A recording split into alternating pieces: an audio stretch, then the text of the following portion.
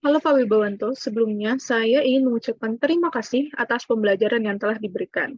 Kali ini saya akan menjelaskan mengenai apa yang sudah saya pelajari selama berada di kelas Bapak sebagai penilaian UTS kali ini.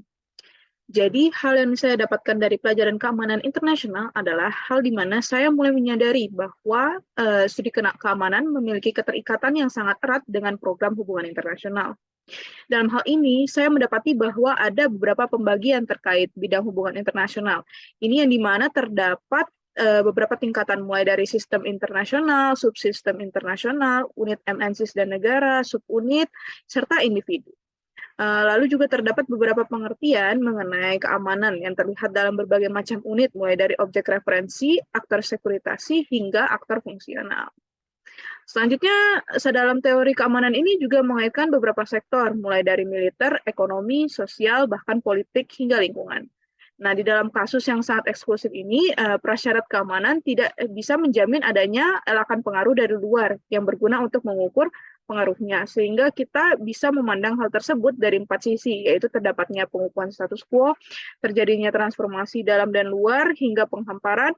Lalu pada beberapa puluhan dekade ini juga beberapa ahli mengatakan bahwa studi hubungan keamanan internasional akan mencantumkan masalah tradisional dan non-tradisional dalam masalah keamanan.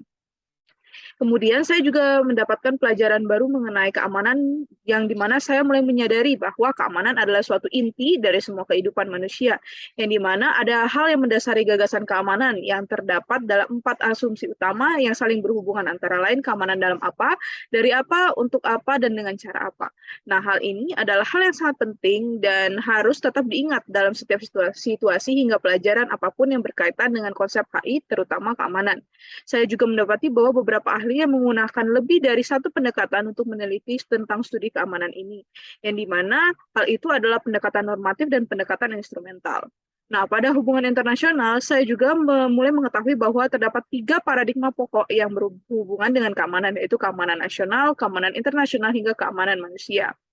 Kemudian saya juga mendapat bahwa dalam suatu negara selalu ada pemerintah yang harus bertugas dalam mengatur keamanan nasional dan keamanan manusia dengan benar agar semuanya dapat hidup rukun, aman, serta damai dan tentram.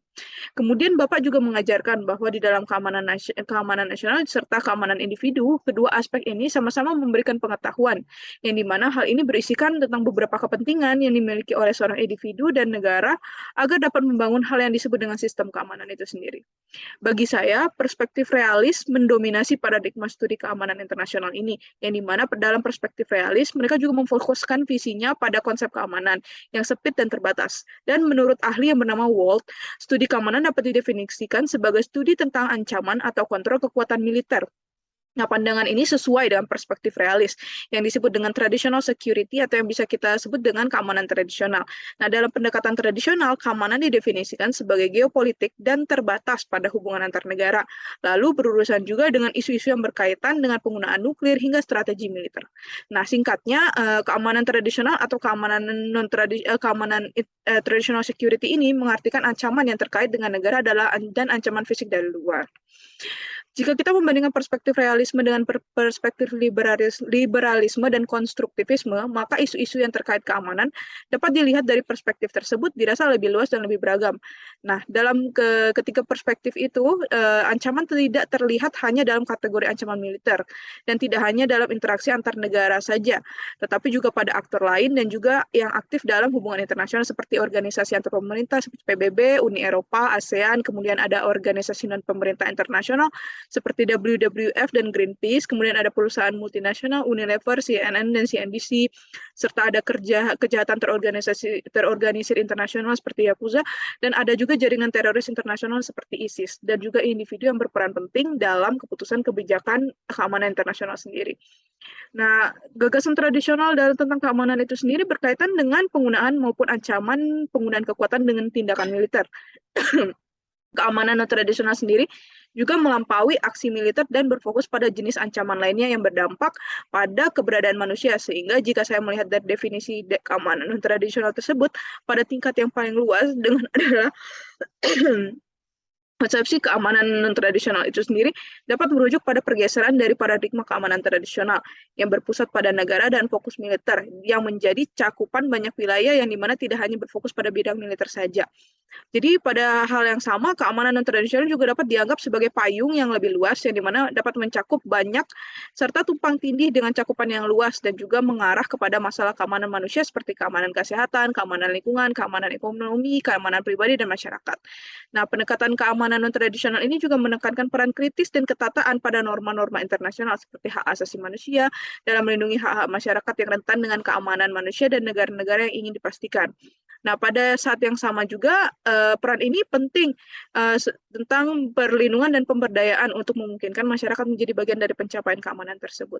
Sementara ancaman dan tantangan non-tradisional juga masuk ke dalam bidang non-militer, tetapi keamanan non-tradisional sendiri mengakui bahwa mereka dapat menyebabkan konflik atau bahkan menyebabkan perang, seperti halnya perang sumber daya yang langka seperti minyak, air, dan adanya perang ranah cyber yang non-fisik.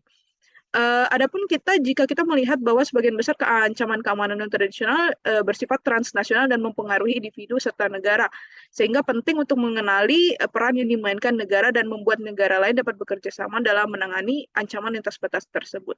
Sebagai suatu pendekatan, keamanan non-tradisional juga menilai sejumlah isu-isu keamanan dari perspektif yang komprehensif, berbasis kebutuhan dan hak dari pemahaman yang murni akan statistik dan militer. Selanjutnya saya juga banyak belajar mengenai aktor-aktor keamanan internasional, terutama karena konsep keamanan manusia dipandang sebagai perpanjangan dari program pengembangan keamanan itu sendiri. Konsep tersebut menantang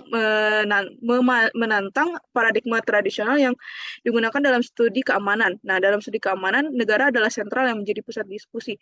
Selanjutnya saya juga mengetahui bahwa persepsi ancaman terhadap negara diidentifikasikan dengan ancaman militer seperti agresi dengan negara lain, perang nuklir, pencapukan wilayah teritorial, dan lain sebagainya.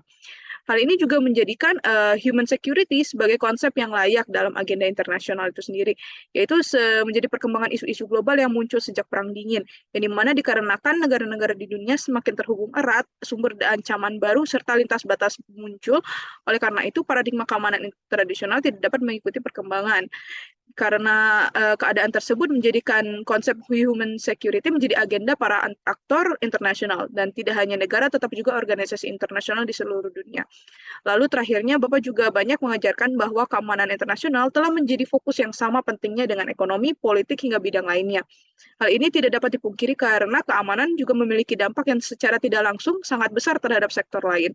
Nah, untuk menyikapi hal tersebut, saya banyak belajar bahwa banyak hal yang dapat dilakukan untuk menjaga keamanan internasional, salah satunya dengan pembentukan organisasi atau lembaga regional. Namun tidak semua organisasi regional dimulai dengan keamanan, misalkan Uni Eropa, yaitu organisasi regional yang awalnya dibuat untuk membahas masalah ekonomi. Namun sesuai dengan kebutuhan regional, Uni Eropa juga memberikan perhatian khusus pada keamanan. Nah, regionalisme yang kemudian menitik beratkan pada keamanan tentu juga memiliki respon spesifik terhadap ancaman yang mungkin muncul di negara-negara anggota atau negara organisasi regional. Di sisi lain, organisasi regional juga dapat digunakan sebagai alternatif pembangunan perdamaian internasional. Hal ini berbeda dengan fakta bahwa perdamaian dan keamanan juga menjadi agenda organisasi regional.